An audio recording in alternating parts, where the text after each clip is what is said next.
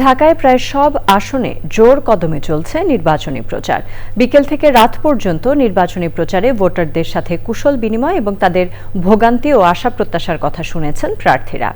সমাধানের প্রতিশ্রুতি সহ জানাচ্ছেন নানা পরিকল্পনা বাস্তবায়নের কথা। জাকে আক্তারের রিপোর্ট।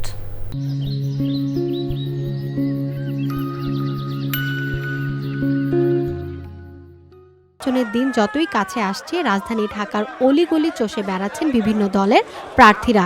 উন্নয়নের নানা প্রতিশ্রুতি নিয়ে ভোটারদের দোরগোড়ায় ছুটছেন তারা।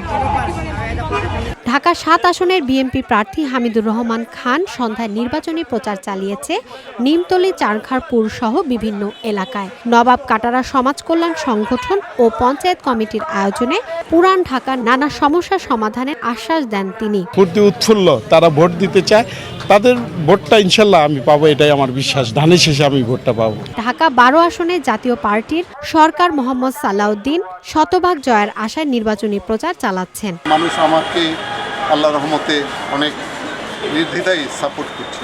আমি বলেছি একজন ভালো মানুষকে ভোট দিবেন। বিএনপি জোটের প্রার্থী ঢাকা ১২ আসনের সাইফুল হক তেজগাঁওয়ের বেগুনবাড়ি এলাকায় নির্বাচনী প্রচারে ব্যস্ত ছিলেন। মাদক সন্ত্রাসমুক্ত এলাকা গড়তে নানা কাজ করার অঙ্গীকার করেন তিনি। নাগরিক সেবা নিশ্চিত করতে হবে এবং এই সন্ত্রাস মাফিয়া তন্ত্র আসলে ওদেরকে শির দ্বারা ভেঙে দিয়ে নাগরিকদের ঐক্যবদ্ধ করে এটাকে একটা নিরাপদ জনপদে আমরা তৈরি করব। ঢাকা ৮ আসনে বিএনপি প্রার্থী মির্জা আব্বাস এবং একই আসনে স্বতন্ত্র প্রার্থী মেঘনা আলমও ছিলেন নির্বাচনী প্রচারে।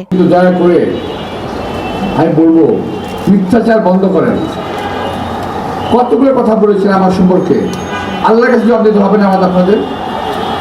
আর যে যা বলছে আমি তার প্রমাণ চাই, যে অন্তত একটা লোক দাঁড়িয়ে বলুক যে মির্জা আব্বাস সাহেব অপকল্পনা করেছে। বিকেলে ঢাকা ১৩ আসনের বিএনপি প্রার্থী ববি হাজ্জাজ জুলাই যোদ্ধাদের সাথে নিয়ে নির্বাচনী প্রচার কাজ চালিয়েছেন। জোর করে কেউ আক্রমণ করতে চায়, যদি জোর করে কেউ আচরণবিধি ভেঙে কোনো অন্যায় করতে চায়, যদি ১২ তারিখে কেউ ভোট পোলিং সেন্টার দখল করতে চায়, তাহলে তো নিশ্চয়ই আমরা চুপচাপ বসে থাকবো না। জাকে আক্তার, চ্যানেল আই, ঢাকা।